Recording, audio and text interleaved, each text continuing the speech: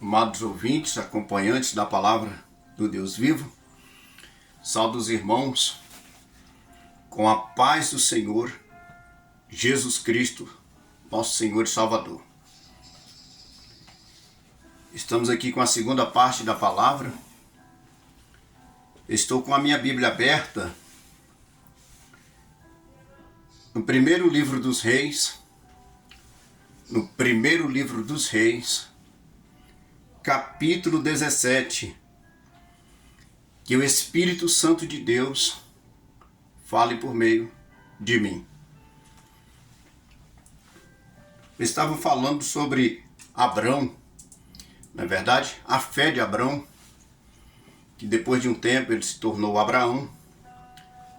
Já ouvimos falar da história dele. E falando a respeito das aves de rapina.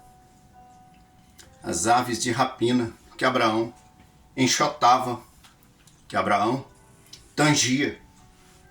A palavra tanger, enxotar, é pedir para sair.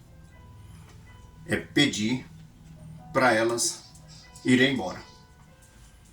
E aqui estamos no primeiro livro dos Reis, capítulo 17, vendo a história de mais um homem extraordinário. A história de um homem que passou por um sofrimento muito grande na vida dele.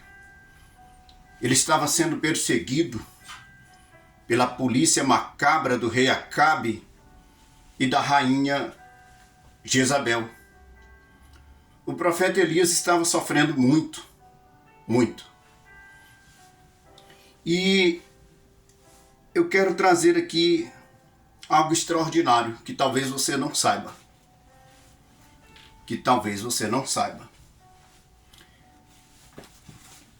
Olha o que está escrito aqui. Elias prediz a fome e retira-se para a torrente de Querite. Versículo 1. Mas Elias tisbita, um dos habitantes de Gileade, disse a Acabe: Viva o Senhor, Deus de Israel, em cuja presença estou, que nestes anos não cairá nem orvalho, nem chuva, senão conforme as palavras da minha boca. Já sabemos que esses anos que ficaram sem chover naquele tempo de Elias foram 3 anos e meio. Acabe estava desesperado com tudo que estava acontecendo. Desesperado. O profeta Elias fez uma oração. Ele falou, segundo a palavra dele, que não iria chover durante 3 anos e meio, 1260 dias, que não iria cair uma gota de água na terra. Este homem era um homem fora do comum. Falar da fé de Abraão é muito tremendo, mas Elias ele se espelha em Abraão, em Isaac, em Israel. E você vai ver que Elias ele faz uma oração muito poderosa. Ele fala segundo a palavra dele, não chove, não cai uma gota de água na terra. As cabras estavam morrendo, as ovelhas, os jumentos, as mulas. Acabe estava perdendo os dromedários, os camelos, estava perdendo tudo. Jezabel estava desesperada com esse profeta. Ela queria pôr as mãos nesse profeta. Um homem do calibre do profeta Elias, nos dias de hoje, nós não temos mais esses homens. Não temos mais. Este profeta, ele foi extraordinário. Ele foi muito extraordinário. Ele vai ser alimentado aqui por corvos. Mas é aqui onde eu quero chegar. Eu quero chegar numa conclusão. Amém? E quero que você entenda bem. Lá em Israel, nas academias de Israel, é ensinado que Elias possivelmente não tenha sido alimentado por corvos, por aves dos céus. Você sabia disso? Não sabia? Pois é. possivelmente os piratas dos desertos, sim, os piratas dos desertos, ou pastores do deserto, ou conhecidos também como corvos, ou conhecidos também como corvos do deserto, tenha sido eles que possivelmente alimentou Elias, o profeta. Elias ele foi parar no deserto e ele é alimentado lá por corvos. Mas existem duas hipóteses. Nós que somos cristãos, aqui do Brasil principalmente, acreditamos que o nosso Deus pode transformar a maldição em bênção, não é verdade? E ele pode fazer isso. Ele pode fazer isso. As águas de Mara estavam amargas. Mara quer dizer amargurada. Mara quer dizer amarga. Mara quer dizer mal amada. As águas estavam amargas. Eliseu, ele faz milagres extraordinários depois que Elias vai embora. E você vai ver que ali o guisado estava estragado na panela. E Eliseu simplesmente é usado por Deus.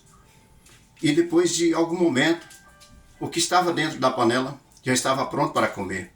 Não estava mais envenenado. O nosso Deus é especialista em transformar bênçãos na vida de quem crê, na vida de quem acredita. O nosso Deus é especialista, melhor dizendo, em transformar maldições em bênçãos. Ele é especialista nisto. Você vai ver que o profeta Elias, ele recebe alimento desses corvos. Aqui no versículo de número 4 diz o seguinte: lá no riacho de Querite, de fronte ao Jordão, lá beberás da torrente. E eu mandei aos corvos que te sustentem ali mesmo.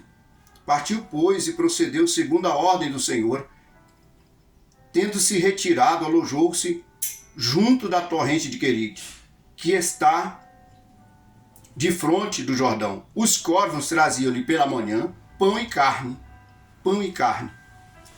Amados, eu deixei até escrito aqui, o corvo é um pássaro da família Corvidae. É um grande passeriforme. Não é uma ave de rapina. O corvo não é uma ave de rapina. Mas ele se alimenta das mesmas carniças, Joel. Das mesmas carniças que o urubu. Das mesmas carniças que as aves de rapina. Sim, que as aves, que os gaviões, falcões. É interessante notar que se alimenta, sim, mas ele é da família dos Corvidae.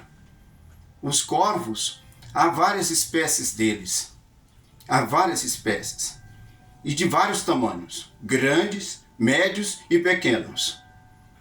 Só que, meu amado, você que me ouve, você tem que acreditar nos originais hebraicos. Nós temos que acreditar nos originais hebraicos.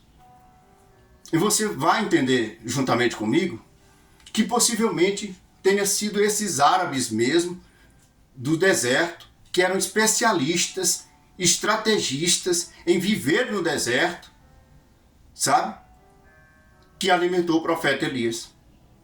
Que alimentou. Trazia pão e carne para ele, todas as manhãs e todas as tardes. Será se é um privilégio? Esse homem teve um tratamento VIP no deserto.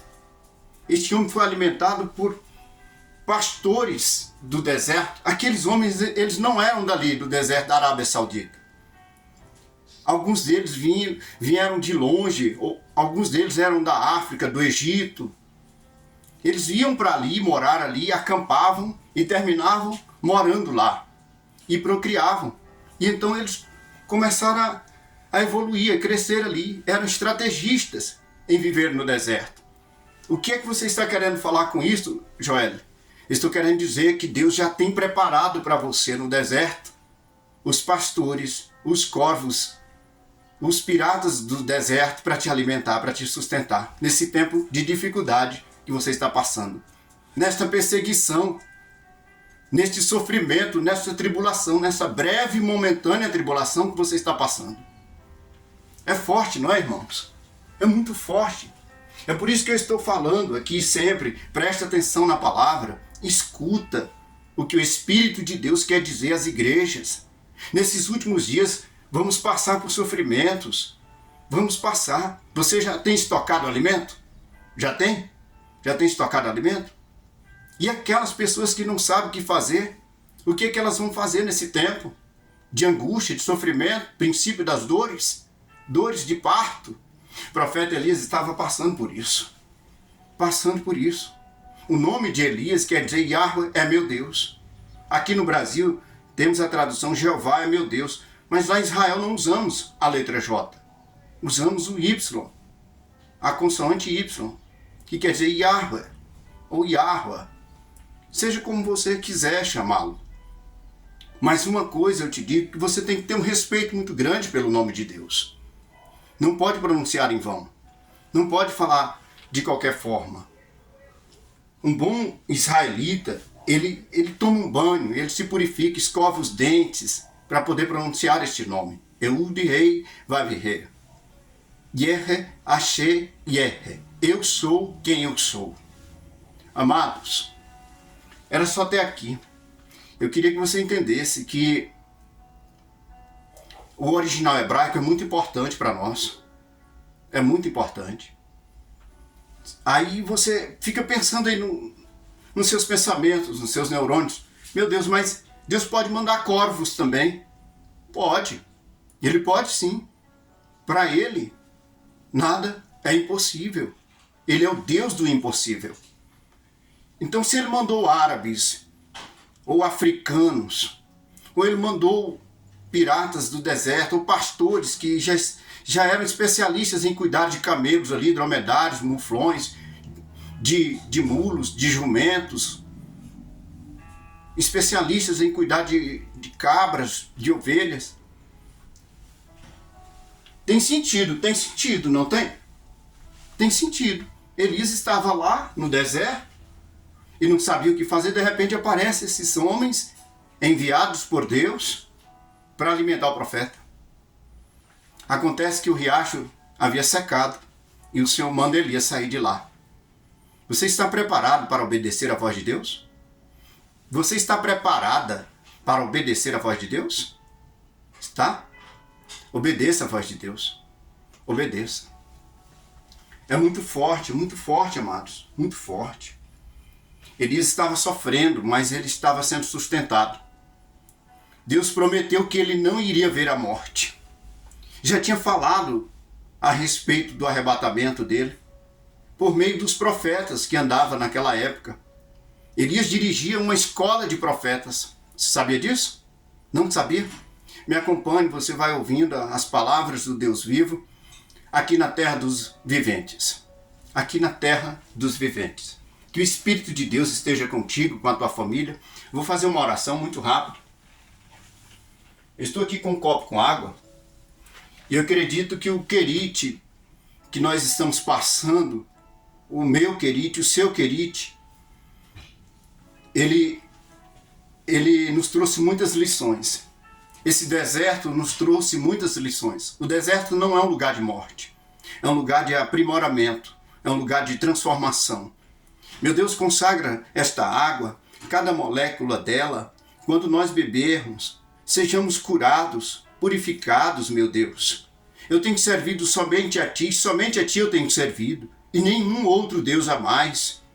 Meu Pai, em nome do Teu Filho amado, nosso Senhor Jesus Cristo, purifica esta água, e quando bebermos dela, meu Pai, sejamos consagrados, curados de todo tipo de enfermidade, pelo poder do sangue do Cordeiro de Deus, que tirou o pecado do mundo, em nome do Pai, do Filho e do Espírito Santo, em nome do Senhor Jesus Cristo.